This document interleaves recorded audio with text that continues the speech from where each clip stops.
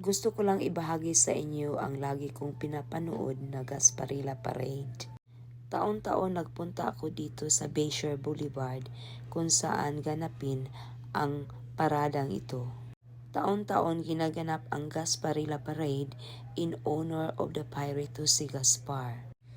Noong unang panahon daw, dusi-dusinang mga pirata ang bumaba sa barko at sumalakay sa lungsod ng Tampa, Florida at hiniling na isuko ng mayor ang susi ng lungsod kay Jose Gaspar, ang magiting na kapitan ng mga pirata.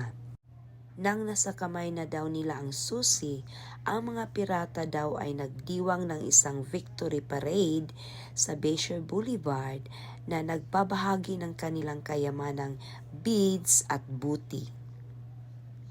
So hango sa alamat ng pirata na si Jose Gaspar ay itinatag ang Ye Mystic Crew of Gasparilla upang pagyamanin ang sigla at imahinasyon ng mga taga-Tampa at ng mga nakapaligid na komunidad nito sa kasaysayang ito.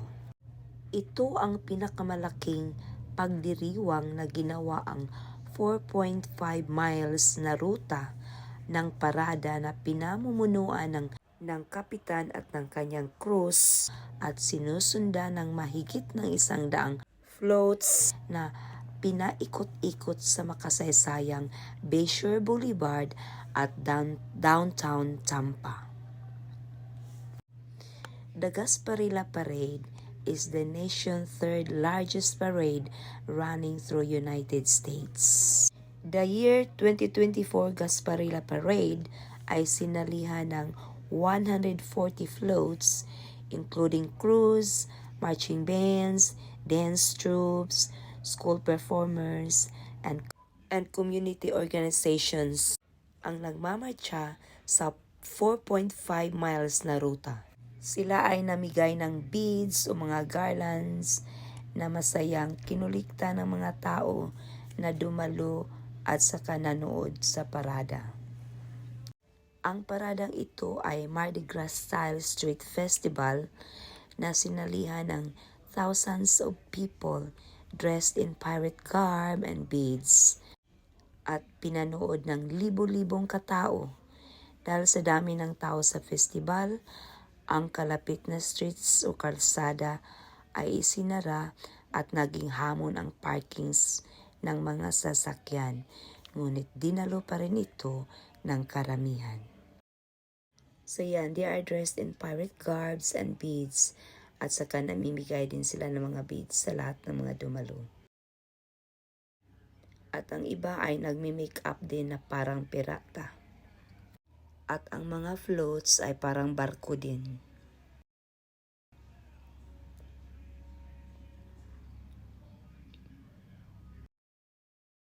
Marami ding police officer ang nakapaligid at nakabantay.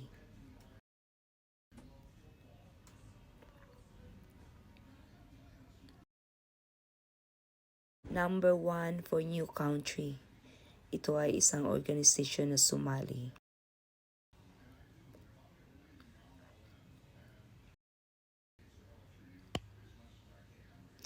Yan, busy-busy sila sa pamimigay ng beads.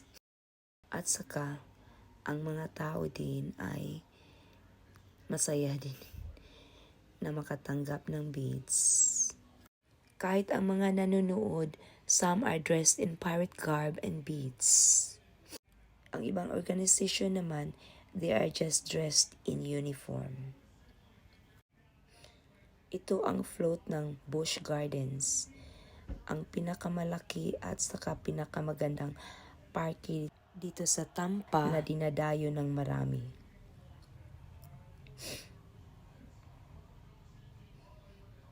Naman ay isa pang organisasyon na sumali. Yan, si Dada Kano at ako. Busy kami sa pangangulikta ng beads.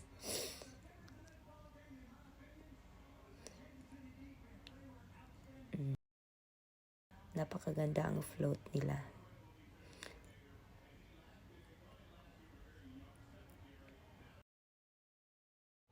May mga float naman na dinidecorate nila ayon sa kanilang organization.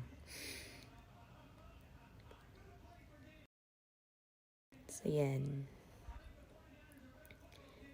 Ito pirate ship pa rin at saka nakapirata ang mga tao kasali.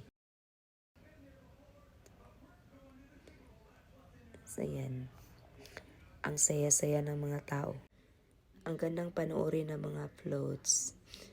At saka ang saya-sayang mangulikta ng mga beads.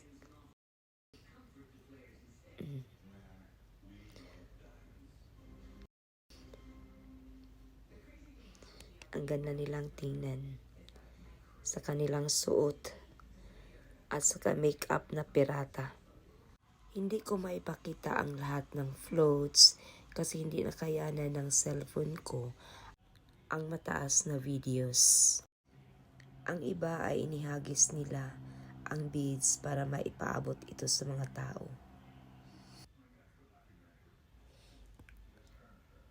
At saka masaya pa rin sinalo ng mga tao ang mga ito. Ang daming beads na nagkakalat sa daan at saka sa ground. Millions and millions of beads ang kanilang inihanda para sa pagdiriwang na ito.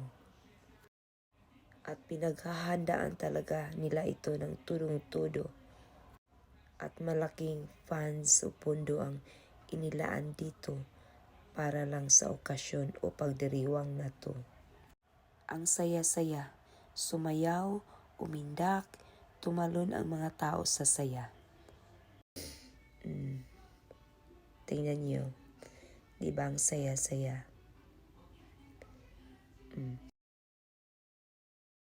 Kaya nga lagi talaga akong nanonood ng parade taon-taon.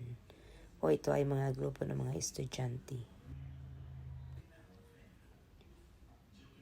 Siya, dami-daming tao ang dumalo nito.